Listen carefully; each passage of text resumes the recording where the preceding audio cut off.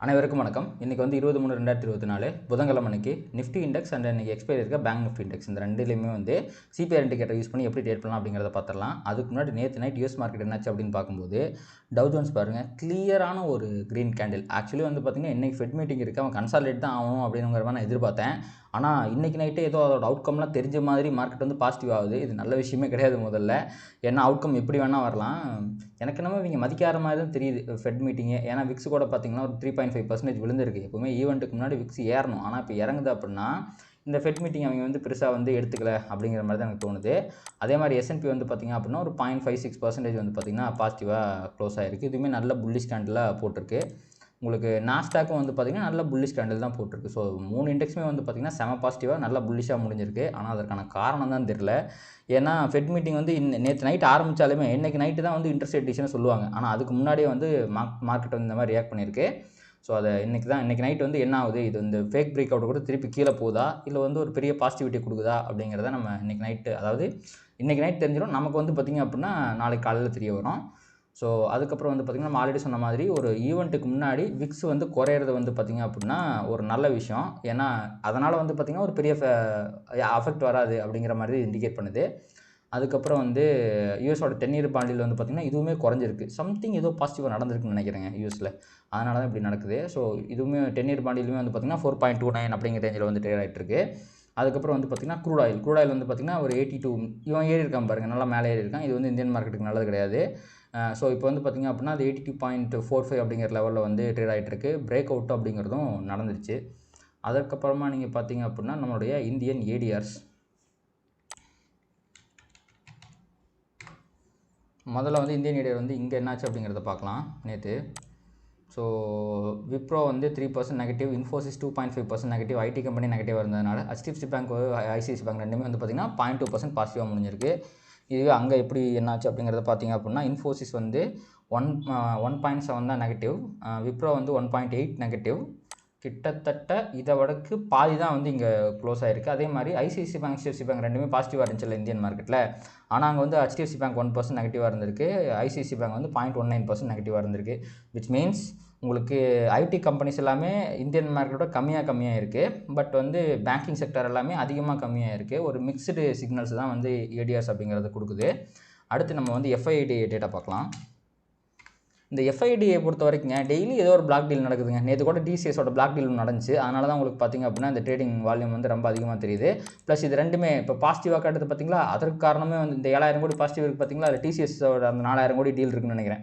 அதனால தான் வந்து பார்த்திங்கன்னா உங்களுக்கு 7000 கோடி காட்டுறான். ஸோ நெட் ஃபிகர் வந்து இது உண்மை கிடையாது, ப்ராபப்ளி அது மைனஸாக இருக்கலாம். அதனால தான் மார்க்கெட்டில் ஒரு மிகப்பெரிய ஃபால் அப்படிங்கிறது நேற்று வந்துச்சு. ஸோ இது வந்து ஒரு ஃபேக்கான இல்லை தவறாக புரிந்து கொள்ளப்படக்கூடிய ஒரு டேட்டா. இதை வந்து சரியாக இன்டர்பிரட் பண்ணி பார்த்தோம் அப்படின்னா இது பாசிட்டிவ் கிடையாது ஆக்சுவலி. ஸோ அதுதான் நிலவரம். அதுக்கப்புறம் வந்து பார்த்திங்கன்னா நம்ம வந்து இன்றைக்கி மார்னிங் வந்து வேர்ல்டு மார்க்கெட் ஃபியூச்சர்ஸ் எல்லாம் வந்து எப்படி இருக்குது அப்படிங்கிறத பார்க்கணும்.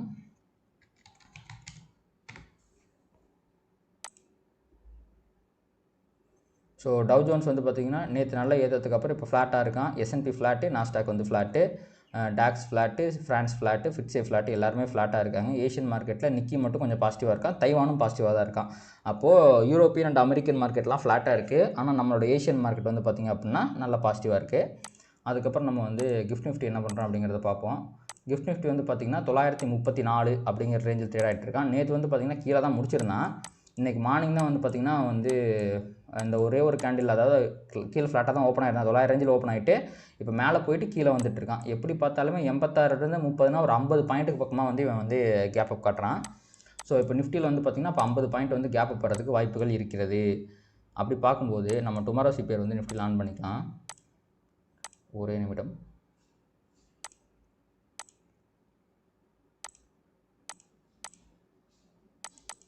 நிஃப்டியில் வந்து பார்த்திங்கன்னா ஒரு வைடு சிபிஆர் வந்து ஃபார்ம் ஆகிருக்கு இன்றைக்கி. ஸோ 50 பாயிண்ட் கேப் அப் அப்படின்னா இங்கேருந்து 50 பாயிண்ட் கேப் அப் அப்படின்னா மேலே, ஸோ இங்கேருந்து 50 பாயிண்ட் கேப் அப்னா ஒரு 0.26% கரெக்டாக சிபிஆர்கிட்டயே வந்து ஓப்பன் ஆக போகிறான். ஸோ சிபிஆர்கிட்ட ஓப்பன் ஆகிறான் அப்படிங்கிற பட்சத்தில் இது வந்து ஒரு வைடு சிபிஆர் வேறு, ஒரு டிசைனிங் சிபிஆர் வேறு, கன்ஃபார்மாக ஒரு ரிவர்சல் வரதுக்கு வாய்ப்பு இருக்குது. ப்ளஸ் நேற்று போட்ட சிபிஆர் ஒரு வெர்ஜின் சிபிஆர். வழக்கமாக நம்ம இந்த சிபிஆர் மட்டும் பார்க்குறதுனால வெர்ஜின் சிபிஆர் பார்க்காம விட்டுறாங்க. அது ஒரு பெரிய தப்பாக போச்சு. இந்த வாரமே ஒரு வெர்ஜின் சிபிஆர் பார்க்காம விட்டு நான் ஒரு சின்ன லாஸ் பண்ணிட்டேன். பட் பரவாயில்ல. இங்கே பாருங்கள், இது வந்து விர்ஜின் சிபிஆர். அப்போ விர்ஜின் சிபிஆர் ஃபார்ம் ஆயிருக்கு அப்படின்னா என்ன ஆனாலும் சரி இவனால் இந்த 22,019 அப்படிங்கிற ரேஞ்சுக்கு போகவே முடியாது. அது எவ்வளோ தூரம் இருக்குது? இதோட க்ளோசிங்கிலிருந்து ஒரு 1% ஹையில் இருக்குன்னு வைங்களேன். இந்த இன்றைக்கி வந்து சப்போஸ் நேற்று நடந்த பிரேக் அவுட் வந்து ஒரு ஃபேக் பிரேக் அவுட்டாக இருக்குது அப்படிங்கிற பட்சத்தில் இன்றைக்கி ரீட்ரேஸ்மெண்ட் ஆனாலுமே 200 பாயிண்ட் வந்து நிஃப்டி ஏறுறது அப்படிங்கிறது ரொம்ப ரொம்ப கஷ்டமான விஷயம். இன்கேஸ் ஏறிட்டாலுமே இதை தாண்டி இங்கேருந்து கண்டிப்பாக ஒரு ரிவர்சல், பெரிய ரிவர்சல், ஹியூஜ் ரிவர்சல் வந்து கீழே வரதுக்கு வாய்ப்பு இருக்குது. ஸோ இன்கேஸ் இன்றைக்கி மார்க்கெட் மேலே போனாலுமே அது கீழே விழுறதுக்கான வாய்ப்புகள் ரொம்ப அதிகமாக இருக்கிறது. இதுக்கப்புறம் நம்ம வந்து டுமாரோ சிபிஆருக்கு போவோம். ஸோ டுமாரோ சிபிஆர் பொறுத்த வரைக்கும் இன்றைக்கி வந்து பார்த்திங்கன்னா நம்ம ஆல்ரெடி சொன்ன மாதிரி ஒரு வைடு சிபிஆர் ஃபார்ம் ஆயிருக்கு. ப்ரைஸ் வந்து இப்போ சிபிஆர் கிட்ட ஓப்பனாக போகுதுன்னா இனிஷியலாகவே ரிஜெக்ட் ஆகிறதுக்கு வாய்ப்பு இருக்குது. அப்படி ரிஜெக்ட் ஆனால் கன்ஃபார்மாக வந்து பிடிஎல் S1க்கு வரைக்கும் வரதுக்கு வாய்ப்பு இருக்குது. இல்லை இங்கேருந்து ரிஜெக்ட் ஆகி பிடிஎலை தாண்டும் போது கூட அவன் ஃபர்தராக கீழே போகிறதுக்கு வாய்ப்பு இருக்குது. அப்படி இல்லை அப்படின்னா ப்ரைஸ் இன்னைக்கு கன்சாலிடேஷன் ஆகிறதுக்கு நிறைய வாய்ப்புகள் இருக்குங்க. ஏன்னா நேற்று ஒரு மிகப்பெரிய ட்ரெண்டிங் டே வந்திருக்கு. அதுக்கப்புறம் ப்ரைஸ் வந்து ஆக்சுவலி கன்சாலிடேட் ஆகணும். அதற்கான ப்ராபபிலிட்டி தான் ரொம்ப அதிகமாக இருக்குது. மேபி அவன் சிபிஆருக்குள்ளேயே ஸ்டக் ஆகி கன்சாலிடேட் ஆனாலும் சொல்கிறதுக்கு இல்லை.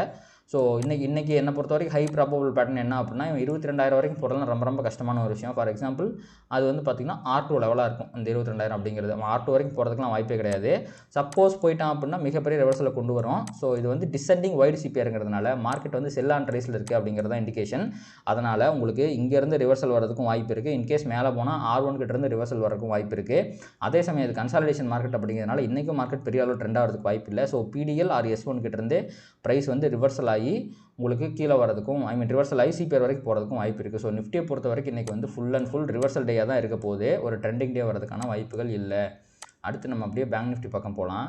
ஸோ பேங்க் நிஃப்டியில் வந்து பார்த்திங்கன்னா இன்றைக்கி ஒரு இன்சைட் சிபிஆர் ஃபார்ம் ஆயிருக்கு. இது வந்து பார்த்திங்க அப்படின்னா ஒரு ட்ரெண்டிங் டேக்கான பேட்டர்ன். ஆல்வேஸ் இன்சைட் சிபிஆர் வந்துச்சுன்னா இன்றைக்கி மார்க்கெட் ட்ரெண்ட் ஆகிறதுக்கான வாய்ப்புகள் இருக்கும். அதாவது இப்போ மிக்ஸ்டு சிக்னல் வருது பார்த்திங்களா, உங்களுக்கு வந்து நிஃப்டியும் ட்ரெண்டிங் பேங்க் நிஃப்டியும் ட்ரெண்டிங்னா அதனால் இது வந்து ஈஸியாக ட்ரெண்ட் ஆயிரும். ஆனால் ஒரே ஒரு இண்டெக்ஸ் மட்டும் ட்ரெண்டிங் அப்படின்னா அதுக்கான வாய்ப்பு கிடையாது. ஆனால் நேற்று வந்து பயங்கரமான ஒரு கன்சாலிடேஷன் போட்டிருக்கான் பேங்க் நிஃப்டி. ஸோ இன்றைக்கி வந்து ஏதோ ஒரு பக்கம் போகிறதுக்கு வாய்ப்பு இருக்குது. அதுக்கப்புறம் நான் ஒரு முக்கியமான அப்சர்வேஷன் நேற்று பண்ணேங்க. இங்கே பாருங்கள், R1 கிட்ட போகலையா, R1 கிட்ட போகல, R1 கிட்ட போகல, R1 கிட்ட போகல, R1 கிட்ட போகல. இந்த நாள் தான் கடைசியாக வந்து பார்த்திங்கன்னா மார்ச் 12ஆம் தேதி R1க்கு மேலே போயிட்டு பெரிய ஃபாலில் கீழே வந்துட்டான். அதுக்கு முன்னாடி R1 கிட்ட போகல, R1 கிட்ட போகல. கடைசியாக மார்ச் 6ஆம் தேதி தான் R1க்கு மேலே போய் நல்லா மேலே போயிருக்கான். ஓகேங்களா. அதுக்கப்புறம் ஒரு நாள் கூட அவன் R1 கிட்ட போகலைங்க. அதாவது மார்க்கெட் வந்து வெறித்தனமான, இங்கே பாருங்கள் full and full descending CPR தான். இங்கே பாருங்கள், descending full and full descending CPR தான். அப்போது இன்றைக்கி ஃபார்ம் ஆக போகிற சிபிஆர் என்ன சிபிஆர்? Inside CPR. அப்போது ரொம்ப நாள் கழிச்சு இன்றைக்கி தான் வந்து பேங்க் நிஃப்டியில் இன்சைட் சிபிஆர் வந்திருக்கு. அப்போது அந்த இன்சைட் சிபிஆர் வந்ததுக்கப்புறமா மார்க்கெட்டில் வந்து பார்த்திங்க அப்படின்னா ஒரு ட்ரெண்டிங் மூவ் வந்து இன்கேஸ் இன்றைக்கி R1 கிராஸ் ஆகிற பட்சத்தில் நான் பேங்க் நிஃப்டியில் ஒரு மிகப்பெரிய அப்சைட் மூவை மேலே எதிர்பார்க்குறேன். ஸோ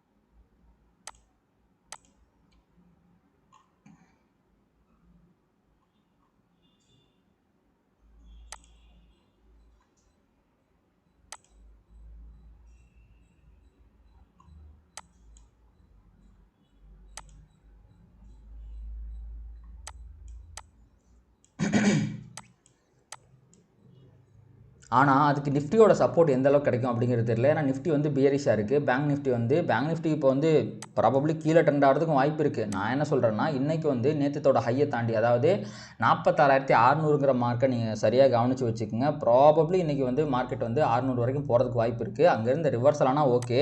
ஆனால் அதை தாண்டி டெசிசிவாக க்ளோஸ் ஆகிற பட்சத்தில் ஒரு ஷார்ட் கவரிங் வந்து கண்டிப்பாக மார்க்கெட்டில் வந்து ஒரு 46,800 வரைக்குமோ இல்லை வந்து ப்ராபப்ளி ஒரு 900 வரைக்குமோ ஒரு நல்ல ஒரு ட்ரெண்டிங் மூவ் வரதுக்கான வாய்ப்புகள் என் கண்ணுக்கு பிரகாசமாக தெரிகிறது. இது ஒரு ஹஞ்சு தான். அது வந்து கீழே நடக்கிறதுக்கும் வாய்ப்பு இருக்குது. ஆனால் ஆல்ரெடி பயங்கர நெகட்டிவாக மார்க்கெட் இருக்கிறதுனால அது கீழே போகாது. அது இதுக்கப்புறம் போனால் மேலே தான் போகணும் அப்படிங்கிற மாதிரி எனக்கு தோணுது. ப்ரைஸ் ஆக்ஷன் வச்சு பார்க்கும்போதுமே அவன் சப்போர்ட் கிட்ட தான் இருக்கான். நம்ம ப்ரைஸ் ஆக்ஷனுக்கு அடுத்து வருவோம். பட் பேங்க் நிஃப்டி பொறுத்தவரைக்கும் இன்சைட் சிபிஆர் ஆக்சுவலாக ட்ரெண்டிங் டே தான் வரணும். அப்படி சப்போஸ் அது ட்ரெண்டிங் டே வருது அப்படின்னா உங்களுக்கு இங்கே S1 PDL இது ரெண்டையுமே தாண்டி கீழே போச்சு அப்படின்னா நல்லா கீழே போகிறதுக்கு வாய்ப்பு இருக்குது. அதே மாதிரி R1 PDL தாண்டி மேலே போச்சு அப்படின்னா மேலே வரதுக்கு வாய்ப்பு இருக்குது. பட் நிஃப்டி வந்து இன்றைக்கி பெருசாக சப்போர்ட் பண்ணாத பட்சத்தில் ப்ராபப்ளி பேங்க் நிஃப்டி R1 கிட்ட ரிவர்சல் ஆகி கீழே வரதுக்கான வாய்ப்புகளும் இருக்குது. அதே மாதிரி S1 கிட்ட போச்சுன்னா ரிவர்சல் ஆகி மேலே போகிறதுக்கான வாய்ப்புகள் இருக்குது. ஸோ 4 பேட்டர்னுமே இன்றைக்கி வந்து பாசிபிள் தான் பேங்க் நிஃப்டியில். அதாவது கீழே போகிறது S1 PDL உடச்சி கீழே போகிறது, R1 PDH தாண்டி மேலே போகிறது, அதே மாதிரி R1லேருந்து ரிவர்சல் ஆகி கீழே வருது, S1லேருந்து ரிவர்ஸ் ஆகி மேலே போகிறது. இது 4மே வந்து இன்றைக்கி பாசிபிள் தான் பேங்க் நிஃப்டியில். இது எல்லாமே நிஃப்டியோட ப்ரைஸ் ஆக்ஷனை பொறுத்து அமைகிறதுக்கு வாய்ப்பு இருக்குது. ஆனால் நான் திருப்பி சொல்கிறேன், இன்கேஸ் மேலே R1 PDH தாண்டி க்ளோஸ் வச்சுச்சு அப்படின்னா we can expect a huge trending day on the upside. இதை மட்டும் ஞாபகம் வச்சுக்கோங்க பேங்க் நிஃப்டியை பொறுத்த வரைக்கும். அடுத்து நம்ம ப்ரைஸ் ஆக்ஷனை வந்து அனலைஸ் பண்ணிடலாம். நிஃப்டியில் நம்ம நேற்று வீடியோவிலே சொல்லியிருந்தேன், அவன் வந்து இவனை பார்த்தாலே வந்து இவன் இங்கேருந்து இதில் ரெசிஸ்டன்ஸை உடச்சிட்டு கீழே தான் போகிறான், சப்போர்ட்டை உடச்சிட்டு கீழே தான் போகிறான் அப்படின்னு சொல்லியிருந்தேன். ஆனால் அது அவ்வளோ சீக்கிரத்தில் நடக்கும் நான் எதிர்பார்க்கல. டப்புன்னு வந்து கீழே உடச்சிட்டான். ஸோ எனக்கு தெரிஞ்சு இதில் நம்ம வீக்லி சிபிஆர் ஆன் பண்ணோம்னா வீக்லியில் எந்த லெவலில் இருக்கான் அப்படிங்கிறது நம்மளுக்கு தெரிஞ்சிடும்.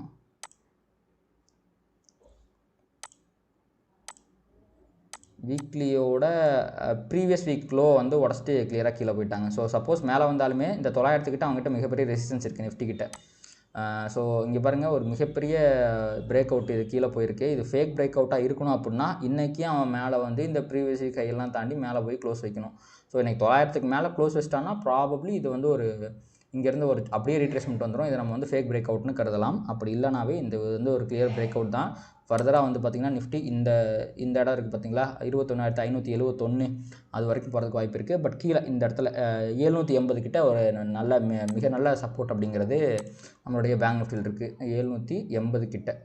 ஸோ அந்த 80 கிட்ட பார்க்கும்போது இந்த இடத்தோட சப்போர்ட் அப்படிங்கிறது வருது. ஃபர்தராக உங்களுக்கு வந்து 600 கிட்ட ஒரு நல்ல சப்போர்ட் இருக்குது. ஸோ பார்க்கலாம் இன்றைக்கி பேங்க் நிஃப்டி கன்சாலிடேட் ஆகுதா இல்லை வந்து கீழே வருதா, மேலே போகுதா அப்படிங்கிறத பார்க்கலாம். பட் ட்ரெண்ட் இஸ் நெகட்டிவாக இருக்குங்க நிஃப்டியை பொறுத்த வரைக்கும். ஆனால் பேங்க் நிஃப்டி அந்தளவுக்கு நெகட்டிவான இல்லை, உங்களுக்கு பார்த்தாலே தெரியும். 2-3 நாளாக நல்ல கன்சாலிடேஷன் ஆகிருக்கு. ஸோ இந்த கன்சாலிடேஷன் நம்ம அப்படியே கன்சிடர் பண்ணுற பட்சத்தில் ப்ராபப்ளி இந்த இடம் ஒரு பிரேக் அவுட்டுக்கான இடமாக கூட இருக்கலாம். ஸோ இந்த இடம் இருக்குது பார்த்திங்களா, இங்கேருந்து அப்படியே இங்கே பாருங்கள் ஒரு W மாதிரி வருது பாருங்கள், இப்படி போயிருக்கான் இப்படி வந்திருக்கான். ஸோ இந்த நம்ம முன்னாடியே சொன்னோம் பார்த்திங்களா, இந்த 620 அந்த ரேஞ்சில் தான் உங்களுக்கு இதோட கன்சாலிடேஷனோட எண்டும் இருக்குது.